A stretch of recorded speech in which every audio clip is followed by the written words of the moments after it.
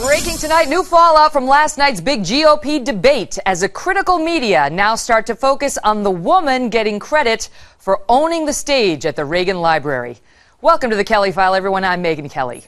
Today is a new day for the Republican field. At this moment, the pollsters are hard at work dialing voters, adding the numbers, and figuring out how last night's 3-hour brawl may have reshaped the race for the White House.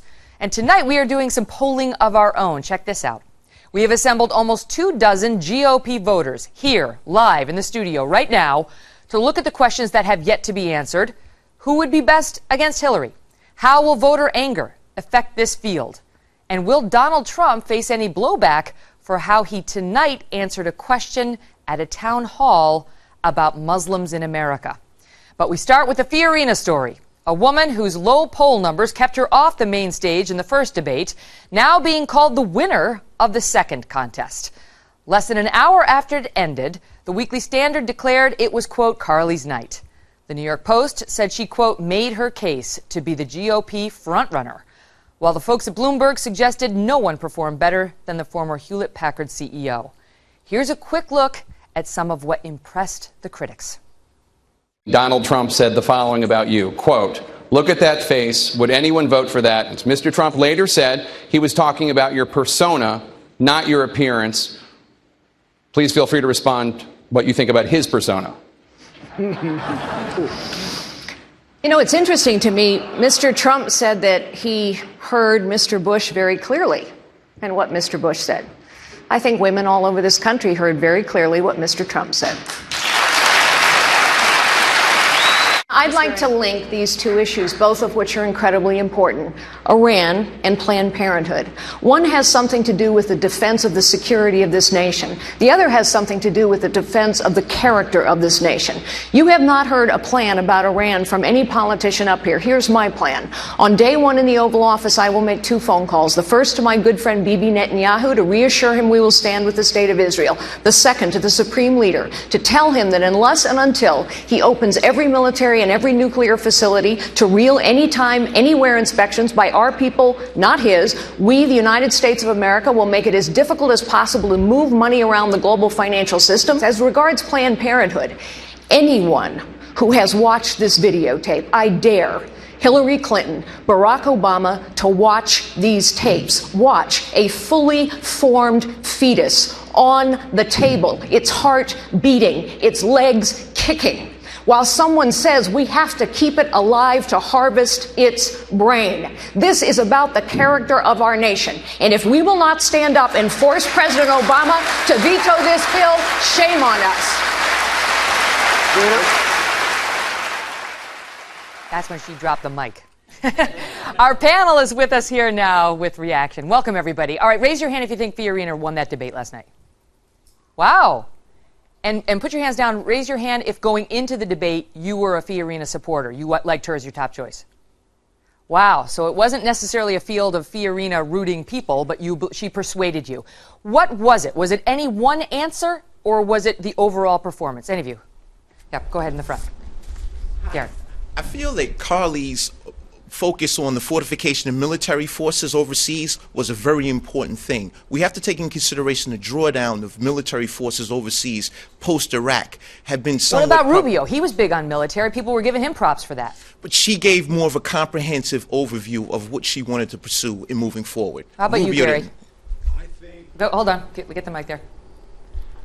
I don't think it's one specific issue. I just think it was a whole personality, the way she attacked Mr. Trump and all the other candidates and the president. She was very decisive, and I think that's what the American people want. Right next to Gary, go ahead. But I think that she used Trump's own words is what I like best about her answer about his persona. Mm-hmm. What did you make of the face remark and his response, you're a beautiful woman? He did not, his response? Mm-hmm.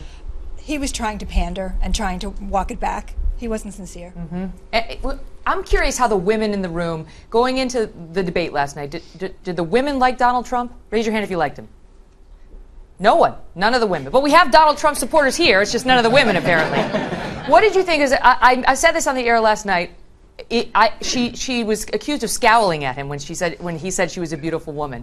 My own take on it was, she didn't want any further comments about the appearance. The solution to the comments about the appearance was not more comments about the appearance. your take on it. I'll ask the ladies on that. Go ahead on the end. She demonstrated tremendous resiliency in the way that she reacted to his remarks. His remarks that I believe you are beautiful were disingenuous. And what is liked about him is he says what he means and he means what he says. But it was very clear that he didn't mean that. So his remarks were disingenuous, but her reaction and her resiliency was inspiring. Raise your hand if you like Trump. All right, so Gary, you like Trump in the front. You're a woman and you're in the front here, sorry. Heather. I like any Republican candidate who's not Hillary. And because I run an organization that does independent expenditures in elections, we don't take sides between candidates. But you can see where his attraction has come from. We did economic messaging work earlier this year. Clearly, the thing that is the driver, not only among GOP voters, but among swing voters, is somebody who's confident, who has leadership abilities, who is an outsider to Washington, and who is focused on making things great. What makes him helpful. Carly manages to have all those virtues without the liabilities. His core value proposition is, I'm a truth teller and I'm a fighter. And if you watch the debate last night, she's the one who owned those two characteristics. Who here, I mean, to what extent do you think it would be useful, A, to have a female nominee on the GOP side, given the likelihood of Hillary Clinton being the female nominee on the Democratic side, or should that not play any role? Let's go to this side.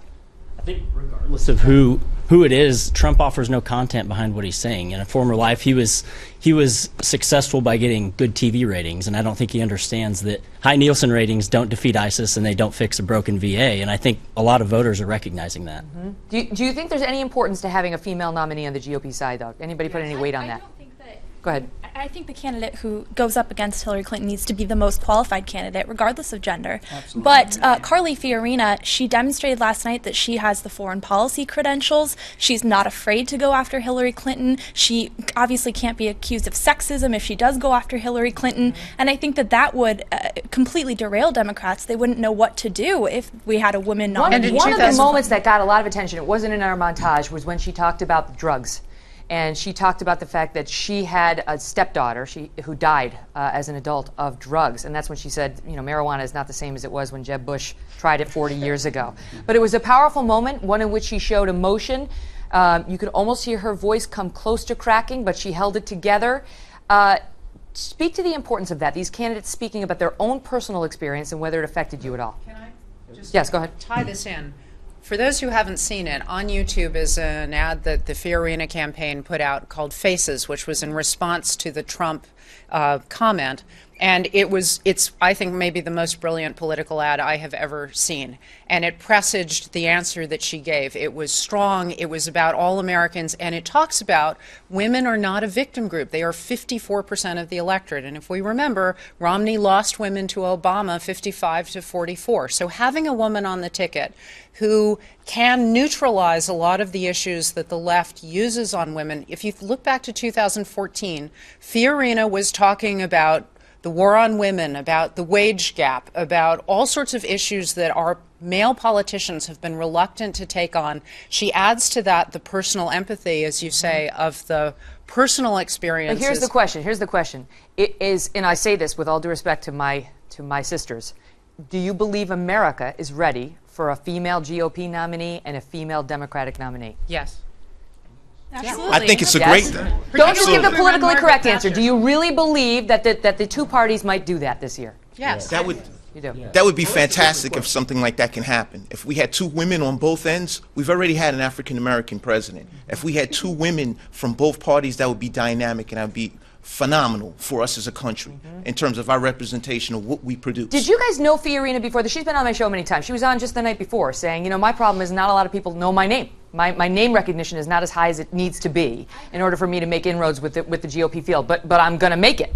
Did you know her prior to the debate, and do you think that, once people really know her, she's going to go up? I grew up in Northern California, and I watched her Senate race back in 2010. So I was familiar with her, but a lot of my, the millennial generation had no idea who Carly Fiorina was before she entered the Republican field. And I would say that last night really gave her that name recognition that she's going to need going forward to beat somebody like Donald Trump and launch herself into that role as a Washington outsider. She's one of the outsiders. Could You've got potentially Fiorina, be the GOP nominee. you've got Trump, and you've got Carson.